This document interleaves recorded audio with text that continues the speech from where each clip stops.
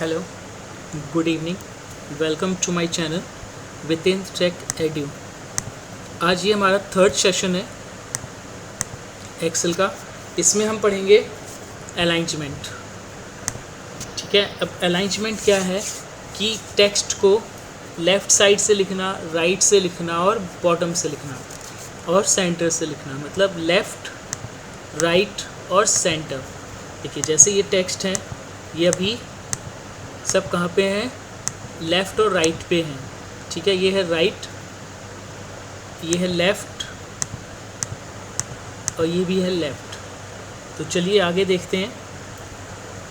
हमने इन टेक्स्ट को सिलेक्ट करा और कर दिया इसकी शॉर्टकट की क्या है, Alt H A R।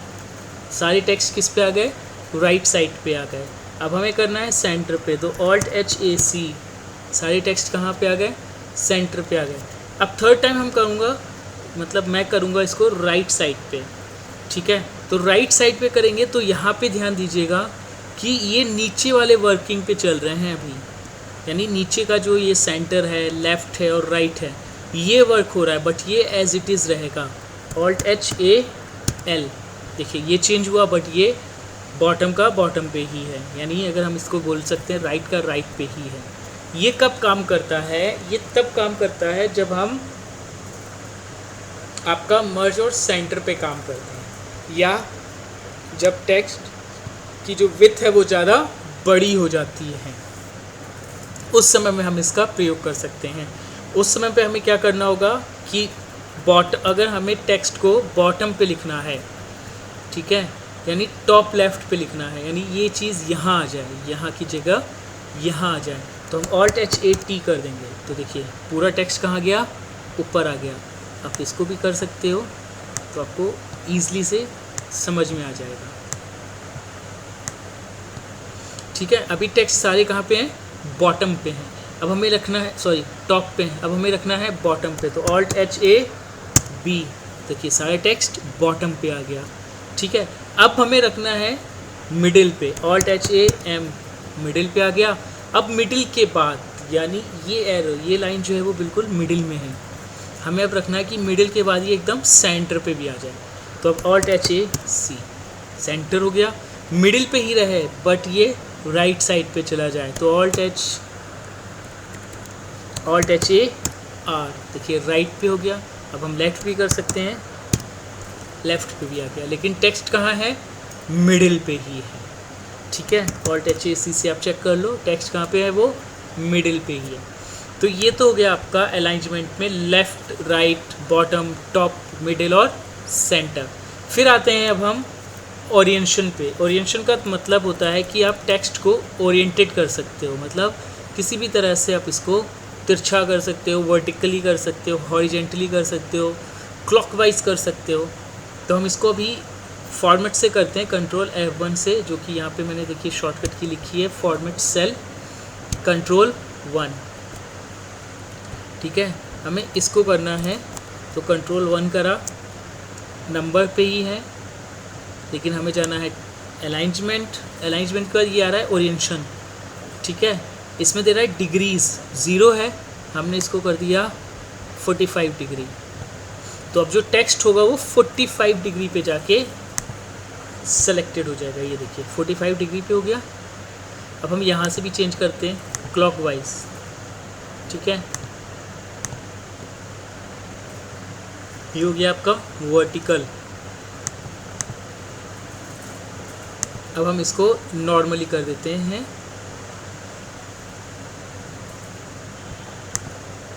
कि ये नॉर्मल पे आ जाए।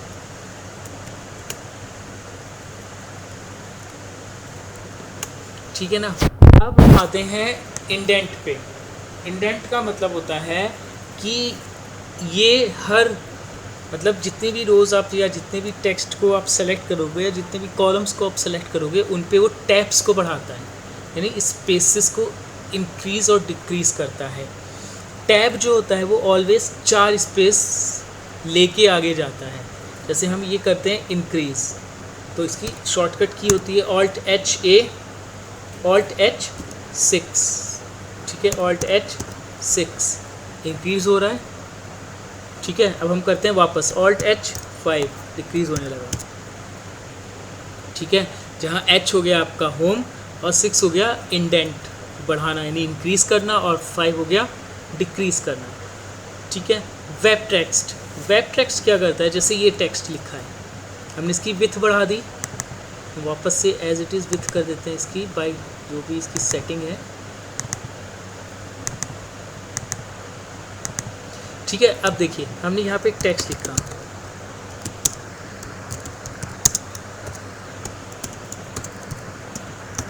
और एंटर कर दिया। अब ये क्या दिखा रहा है कि ये टेक्स्ट जो है रो से यानी कॉलम से आगे जा चुका है। या तो हम कॉलम बढ़ाएं डबल क्लिक करके या ऑल्ट OCA करके, या फिर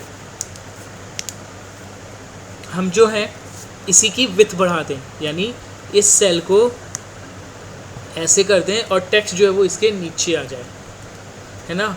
तो हम वेब टेक्स्ट करते ही ये टेक्स्ट जो है इसके नीचे आ जाएगा।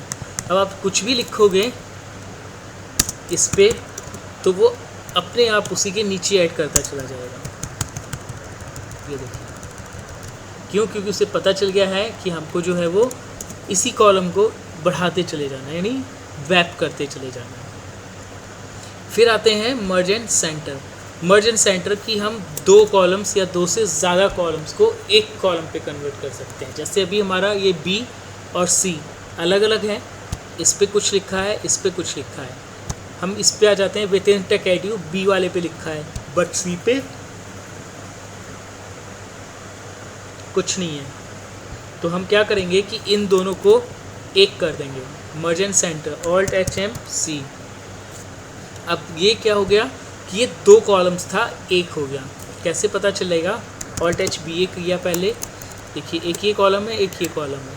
ठीक है, इसको हम बड़ा करके दिखाते हैं। देखो 2 कॉलम दिख रहे हैं ना, एक ये और एक ये। अब हम एक ही में कर देते हैं, तो ये देखिए मर्ज एंड सेंटर हो गया। इसमें भी आप इन चीज़ों का प्रयोग कर सकते हो। Alt HAB bottom, Alt HAC। ठीक है, अब हमारा आता है कि